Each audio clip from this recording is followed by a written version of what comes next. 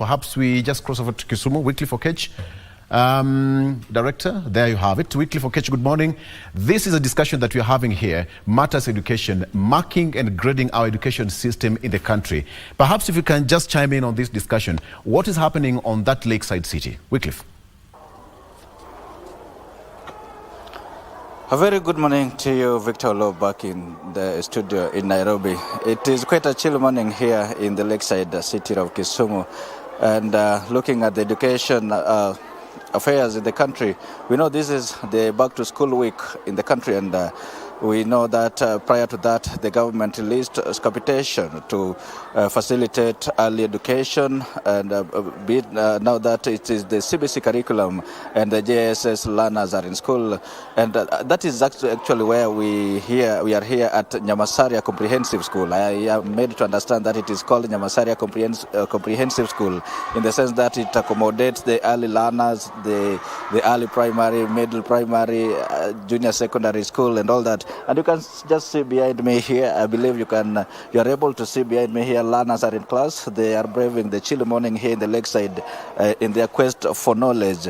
Victor, before I delve deeper into what's going on here, let me just engage Mwalimu Eli Ondiek, who is the head teacher here at Nyamasaria Comprehensive. Our interest here at this school, we know that earlier on the JSS intern teachers had threatened to down tools, wanting the government to promote them or rather to employ them on permanent and pensionable terms. But then the government maintained that they have to undergo internship for 2 years. Thereafter, they will be absorbed on permanent and pension basis. So I want to talk to Mwalimu Eli just to confirm if the JSS teachers are in school and actually undertaking their duty. Mwalimu, good morning, and this is KBC Good Morning Kenya. We are here to confirm if the JSS intern teachers are in school, and this is the back to school week. How is the situation here at Nyamasaria Comprehensive?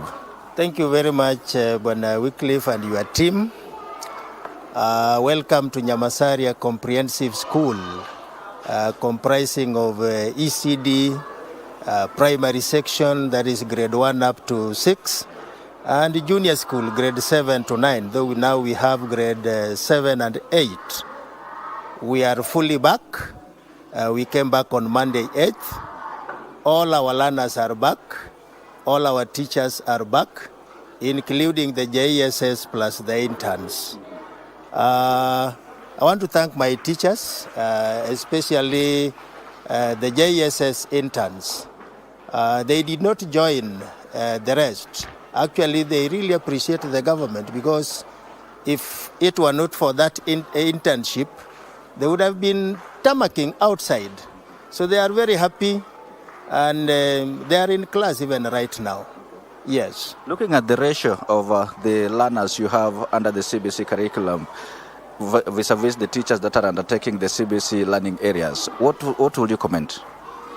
What I would say is that now that we are having grade 8, at least the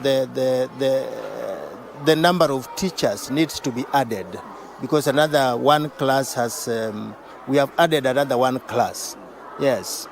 Yeah, we need more teachers. According to the Presidential Working Party on Education Reforms, the learning areas were revised from 14 to 9, and that means total number of lessons per week also reduced from 40 to 35. What do you think? What do you make of that move? How is it going to impact on the teachers and also the learner side? It's a very good move, and we really supported it, because we realized that the learners were seriously overloaded. When you see the number of books that the learners are carrying back home, it was a burden. And also the brain capacity at this level is still very low. They cannot accommodate that large size of subjects. So reducing the number of subjects came at the right time, and we support it. Yes. Well, the CBC curriculum, since introduction, it has been there for a while now, and you being the head teacher here, probably you've taken note of probably the weak links and what more needs to be done. What will you say about that lastly? There were challenges, but they are minor. Actually, the presidential working party addressed most of the challenges. One of them being reducing the number of subjects, which has been done. The other one was employing more teachers. The government has tried, and up to this far, we really appreciate. So we are not lamenting, but we are just asking the government to add more so that we don't have any shortage, but the teaching is going on. Yes. Thank you so much, Mwalimu Eli. Victor, that is Mwalimu Eli Ondiek, the head teacher of Nyamasaria Comprehensive here in the Lakeside Kisumu, telling us about the CBC rollout. He says that with its fair share of challenges during the initial stages, but those challenges have now since been overcome thanks to the Presidential Working Party on education reform that has recommended quite a number of changes, one of them being the reduction of the number of learning areas from 14 to 9, and that translating to the reduction of the number of total lessons per week, that is from 40 to 35. And he's saying that that's quite a massive positive change for the learners and also for the teachers, in the sense that now the learning burden has quite reduced. Like I've mentioned, the learners are in school.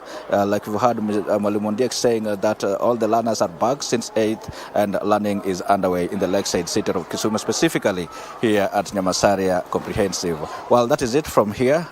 We will come back to our viewers later on again at 10, just to as we continue with this spot check in various schools to see how learning is going on during this first week of back to school. Back to you, Victor Olo, for that to continue with the studio interview. Back to you.